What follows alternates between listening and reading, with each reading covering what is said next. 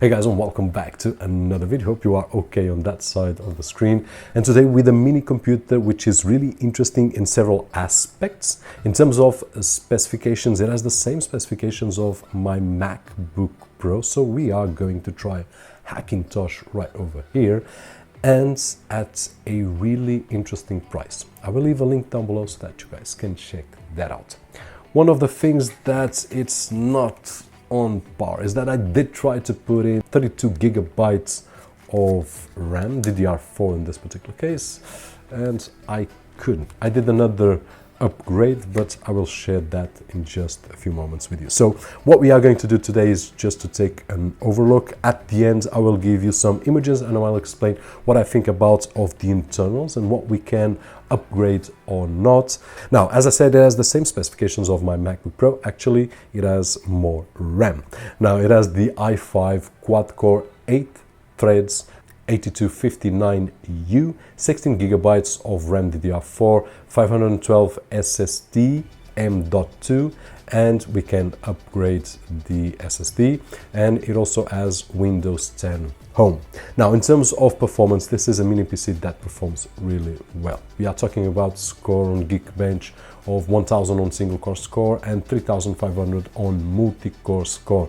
Disk speed test, we were getting roughly 450 on writes and 500 megabytes per second on reads. Wi-Fi with great result, 470, which is reaching the maximum of my connection, megabits of download of course, and 100 megabits per second of upload. So as we can see, this follows the line of this CPU that we have tested a lot here on the channel, and it's not the CPU itself which is interesting, is the overall that we've got right over here, the capability, the potential that we have to do a lot of stuff with this computer at the price that it's tagged at this moment. Multimedia wise, you will be able to do a lot. We have seen lower end mini computers that will be able to use Kodi, Plex and so on. So this one, you can abuse it. It will decode any video that you throw at it. And if you want to do a really good Plex server, you will be able to do without any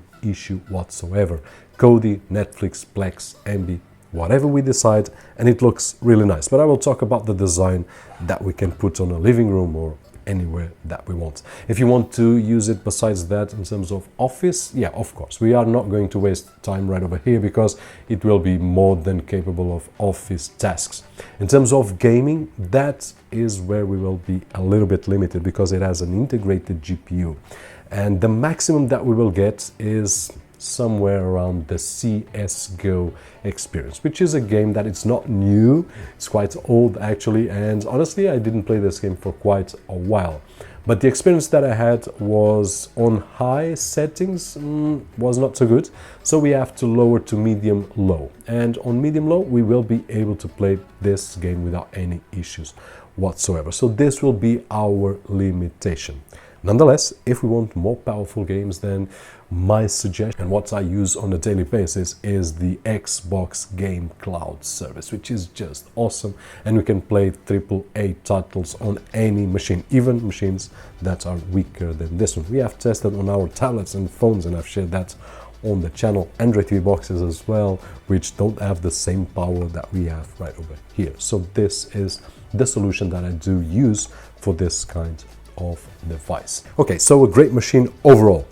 Regarding the internals, I did the unboxing, which I can show you a few images right over there, but it comes with a computer, it comes well packed, nothing special. I did open it up as soon as I did the unboxing, and what I did find there was some really interesting things, but a few limitations. The RAM is not upgradable, it's soldered to the motherboard, so we will not be able to upgrade the RAM. And if you ask me, okay Rod, so only 16 gigabytes, I will have to say yes. I've got on this MacBook Pro 8 gigabytes and it works just fine. So 16, I do believe that at this moment is the balance number, although right over here we tend to go to the maximum, which should be 32, and although it is probably overkill for most of us, it would be nice to have that option, which we don't have.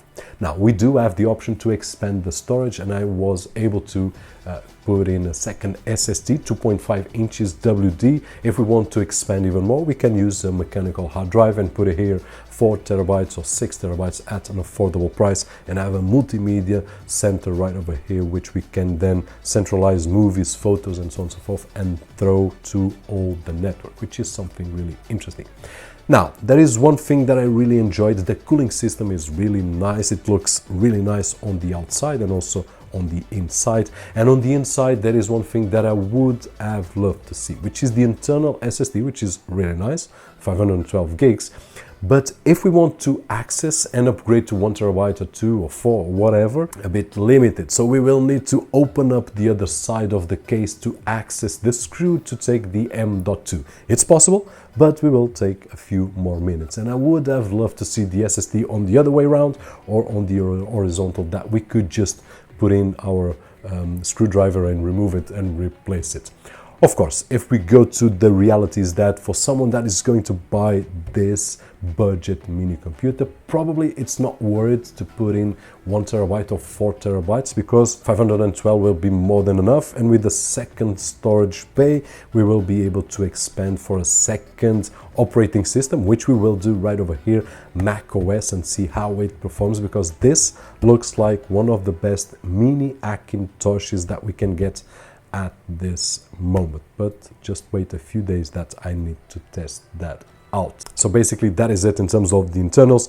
In terms of the externals, I really enjoy the design. It is metal right on these top and bottom parts, which are very well built, and then it has plastic all over, this dark gray plastic and black plastic, which looks really nice. Actually, we can use it like this on the horizontal, which is meant to be used like this because it has rubber feet on the bottom, but we can also use it on the vertical, which is the way that I prefer. If we want to put on a living room, for example, it will look really cool. Or if I want to put next to a display like I've got right over here, it will also look cool. But this, of course, is very subjective. Nothing really groundbreaking, but great. So in conclusion, what I can say is that for the next videos, I want to install Windows 11 right over here and dual boot with Mac OS Monterey. Let's see how it behaves. So we will be able to tell if this mini computer is the computer that you are looking for, not only for these tasks that we talked right over here, but also if you want to try and edit videos on Final Cut Pro 10, which is in my opinion the best software, and probably you would need to spend a lot more to be able to do that. And right over here at a really affordable price, we will be able to do such things, which is really, really nice. So stay tuned to the channel if you aren't already. If the video was helpful in some way, don't forget to leave that thumbs up right over there, which is really appreciated on this side of the screen. My name is Roberto Jorge, and as always, I'll see you guys on the next one.